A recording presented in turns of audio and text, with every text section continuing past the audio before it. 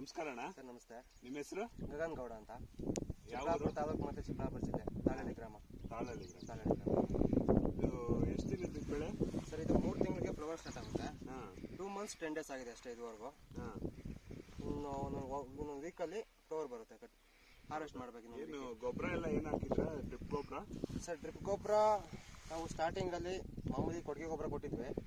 ಅದಾದ್ಮೇಲೆ ಸೃಷ್ಟಿ ಕಂಪ್ನಿದು 1911 1919 ಮತ್ತೆ 1261 ಮೂರನೇ ಕೋಟ 1261 ಕೊಟ್ಟಿದ್ದೆ. ಮತ್ತೆ ರೀಸೆಂಟ್ 3 ಡೇಸ್ ಬ್ಯಾಕು 37 ಕೊಟ್ಟಿದ್ದೀನಿ. ಒಳ್ಳೆ ರಿಸಲ್ಟ್ ಇದೆ. ಮತ್ತೆ ಮೈಕ್ರೋಶೂರ್ ಅಂತಿದೆ ನಿಮ್ಮ ಕಂಪ್ನಿ ಇದೆ, ಬಟ್ ಅದನ್ನ ವೀಕ್ಲಿ ಸ್ಪ್ರೇ ಮಾಡ್ತಿರ್ತೀನಿ. ಮೈಕ್ರೋಶೂರ್. ಮತ್ತೆ ಒಂದು 10 ಡೇಸ್ ಬ್ಯಾಕು 40% ಇದೆ.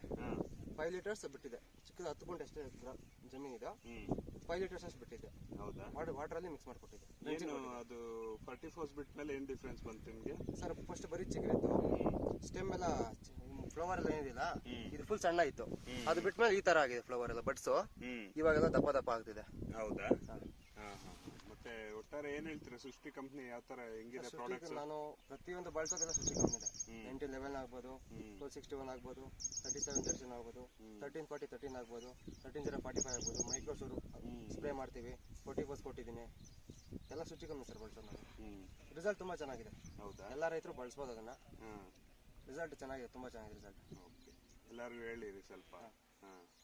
ಸೃಷ್ಟಿ ಕಂಪ್ನಿದು ಚೆನ್ನಾಗಿದೆ ನೋಡಿ. ಇದೆ ಸೃಷ್ಟಿ ಕಂಪ್ನಿದು 1261 ಅಂತ. ರಿಸಲ್ಟ್ ಚೆನ್ನಾಗಿದೆ. ಪ್ರತಿಯೊಂದು ಕಂಪ್ನಿನೂ ಚೆನ್ನಾಗಿದೆ, ಪ್ರತಿಯೊಂದು ಪ್ರಾಡಕ್ಟ್ ಚೆನ್ನಾಗಿದೆ ಸೃಷ್ಟಿ ಕಂಪ್ನಿದು. ರೈತರಾದ್ರೂ ಬಳಸಬೇಕು. Okay, thank you sir. Okay sir.